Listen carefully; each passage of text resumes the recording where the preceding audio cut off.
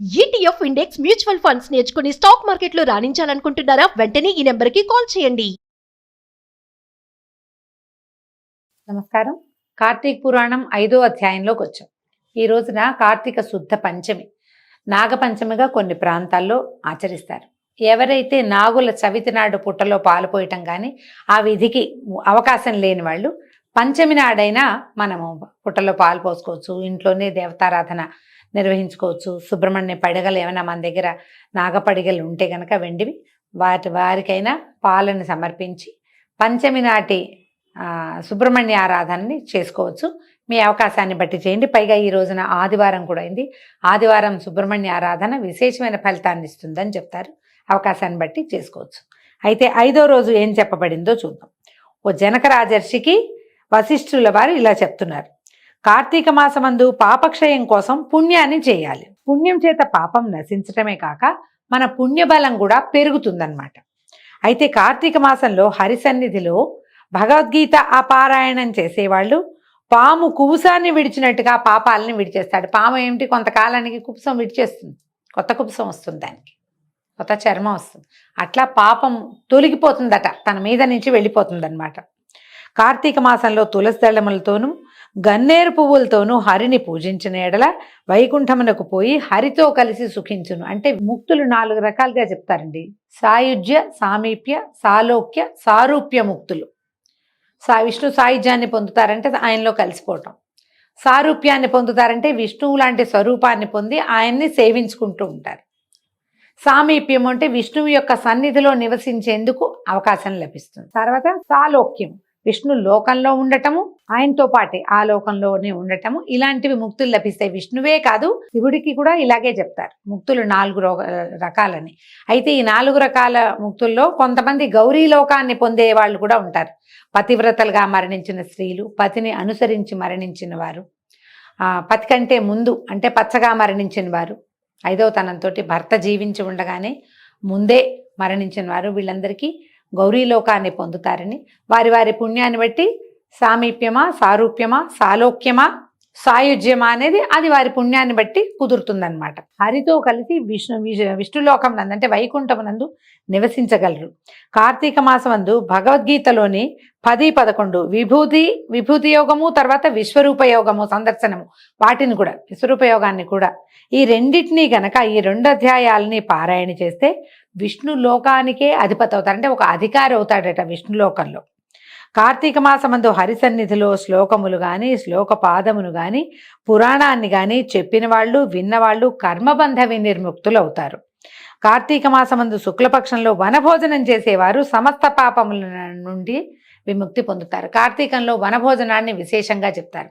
ఉసిరిక చెట్లు ఉన్నటువంటి వనభోజనం, ఆ వనంలో భోజనం చేయటము, ఆ ఉసిరిక చెట్టు కింద సాలగ్రామారాధన చేయటము, ఆ చెట్ల నడుమ అక్కడే వంటకేసుకుని అక్కడే ఆరాధన చేసుకుని అక్కడే బంధువులతోటి, స్నేహితులతోటి, మిత్రులతోటి కలిసి సహపంక్తిన భోజనం చేసిన వాడికి కూడా ఏమేమిటి అన్ని పాపాలు, సమస్త పాపాలు నశిస్తాయట. జపకాలమందు అంటే మిగిలిన కాలాలు, జపకాలము, హోమకాలము, పూజాకాలము, భోజన కాలము, తర్పణ కాలము, ఈ కాలాల్లో ఈ రకరకాల సంభాషణలు ఏమైనా వింటాం కదా. అలాంటప్పుడు మనం ఎప్పుడు వినకూడని మాటలు, చెడ్డ మాటలు, దూషణ, ఎవరినైనా తిరస్కరించటము, అలాంటివి వింటే కనుక మనం మామూలు రోజుల్లో మనం అలాంటివి చేసినప్పుడు ఆ పాపం అంతా ఈ వనభోజనం వల్ల పోతుందట. ఎక్కడో గుళ్ళో పూజ చేసుకుంటూ ఉంటాము, మనం అర్చన చేయించుకుంటాము, ఎవరో చుట్టుపక్కల వాళ్ళు కొంచెం కొట్లాడుకుంటారు, అడ్డం వచ్చారనో, లేకపోతే కనపడినివ్వట్లేదనో, క్యూ బ్రేక్ చేశారనో, లేదా వాళ్ళని ఎవరినో ముందుకు పంపేశారనో దూషణలకి దిగుతారు. దేవాలయంలో అయినా సరే మనం అలాంటివి చెవిన పడ్డప్పుడు ఏమవుతుంది, ఒక రకమైన పాపం కలుగుతుంది. అది ఇప్పుడు పోతుందట. పాపాత్ముల యొక్క దుర్మార్గులైన వాళ్ళ భాష, వినకూడని మాటలు, చెడ్డ మాటలు, దూషణ అంటే స్వమాతృ దూషణ, అలాంటివి ఏమైనా వింటే కలిగే పాపం దీనివల్ల పోతుంది. ఈ వనభోజనాన్ని ఎలా చేయాలో చెప్తాను వినమని వశిష్ఠుల వారే స్వయంగా చెప్తారు. మనం చెప్పుకునే మాటలే కాకుండా పురాణంలో ఏం చెప్పారో విందాం చూడండి. అనేక జాతి వృక్షాలతో కూడిన వనమందు ఆమలక వృక్షము అంటే ఉసిరిక చెట్టు వద్ద సాలగ్రామాన్ని ఉంచి గంధ పుష్పాక్షతాదులతోటి పూజించి శక్తి కొలది బ్రాహ్మణులని పూజించి వారితో కలిసి భోజనం చేయవలను. ఇట్లు కార్తీక మాసమందు వనభోజనం చేసిన ఎడల ఆయా కాలములందు చేసినటువంటి సమస్త పాపాలు నశించి విష్ణులోకమునందు సుఖంగా ఉంటారు. కాబట్టి కార్తీకంలో వనభోజనాన్ని తప్పక ఆచరించాలి. స్నేహితులు ఎవరైనా పిలుస్తారు కదా, మాకు అలవాట్లేదండి, అలా ఏమనక్కర్లా, శుభ్రంగా వెళ్ళి భోజనం చేస్తే మంచిది. కార్తీక మాస మాహాత్మ్యాన్ని భక్తితో విని బ్రాహ్మణుని కుమారుడైనటువంటి ఒక యువకుడికి ఎలాంటి దుర్యోగం పోయిందో తెలుసుకోమంటున్నారు, కథ చెప్తున్నారనమాట. అయితే ఈ మునీశ్వరుని అడిగిన జనకుడు, ఈ బ్రాహ్మణ కుమారుడు ఎవరు, అతను ఏ విధంగా ఏ రకమైన కర్మలు చేశాడు, ఏది పోగొట్టుకున్నాడు, ఆ వృత్తాంతాన్ని వినాలని నాకు చాలా ఉత్సాహంగా ఉంది. ఏ బ్రాహ్మణ కుమారుడు ఇట్లా పాపాన్ని పోగొట్టుకున్నాడో చెప్పమన్నారు. చెప్పంటే పూర్వవట కావేరీ తీరంగంలో ఈ వేదాంగ పారంగతుడైన దేవశర్మ అనే బ్రాహ్మణ ఆయన ఉండేవాడట. ఈయనకి ఒక కుమారుడు కలిగాడు, కానీ వాడు సదాచార ప్రవర్తకుడుగా లేడు, దురాచారుడుగా ఉన్నాడు. ఇక విసుగు పుట్టింది తండ్రికి. కొంత వయసు వచ్చాక పిల్లాడికి చెప్పేట, తండ్రి నాయన నువ్వు ఎన్నో పాపాలు చేసావు, ఈ పాపాలు పోగొట్టుకునేందుకు ఒక ప్రత్యేకమైన మార్గం ఉంది, చెప్తాను విను. కార్తీకంలో ప్రాతः స్నానం చేయి, పొద్దున్నే స్నానం చేయి, సాయంకాలంలో హరి సమీపంలో అంటే విష్ణుమూర్తి దేవాలయానికి వెళ్ళి దీపమాలని సమర్పించు అనేసరికల్లా అప్పుడు ఏమన్నాడు, కుర్రాడి కోపం వచ్చింది. ఏమిటిది, ఏం చెప్తున్నావు నువ్వు, నేను ఇలాంటి కార్యాలు ఎప్పటికీ చేయను అన్నాడు. నేను అవన్నీ చేయను, ఈ పొద్దున్నే స్నానం ఎవరు చేస్తారు చలి రోజుల్లో, కార్తీకం అంటే ఏమిటి చలికాలం, నీళ్ళలో ఎవరన్నా పొద్దున్నే స్నానం చేస్తారో, నేను చెయ్యను ఒకటి. రెండోది, నేను అసలు గుళ్ళోకి వెళ్ళటం లేదు, ఆ దీపాలు గీపాలు అవన్నీ ఎవరు పెడతారు, నేను ససేమిరా చేయను అన్నాడు. అనేసరికల్లా తండ్రికి పిచ్చి కోపం వచ్చింది. నువ్వు ఇవి చేసేవన్నీ చెత్త పనులు, సరైన పని చేయటం లేదు, బ్రాహ్మణుడు ఇట్లాంటి దుష్ప్రవర్తన కలిగి ఉన్నావు, కనీసం ఇదేదో ఒక క్రియ చేసుకో, ఈ పాపం పోగొట్టుకుని ఇక్కడి నుంచైనా సదాచారవంతుడిగా ప్రవర్తించమంటే నువ్వు మాట వినలేదు, ఇంత మాట అన్నావు కాబట్టి అరణ్యంలో ఎలికగా పడుండమని కుమారుణ్ణి శపించేశాడు. శపించేసరికల్లా వాడు ఏడవటం మొదలుపెట్టాడు. నేను ఎలిగ్గా పడి ఉండాలా, అంటే నా జీవితం బొరియల్లోనే ఉంటుందా, అయ్యో ఈయన మాట వింటే బాగుండేది, ఇంత పని చేశానని తండ్రి కాళ్ళు పట్టుకున్నాడు.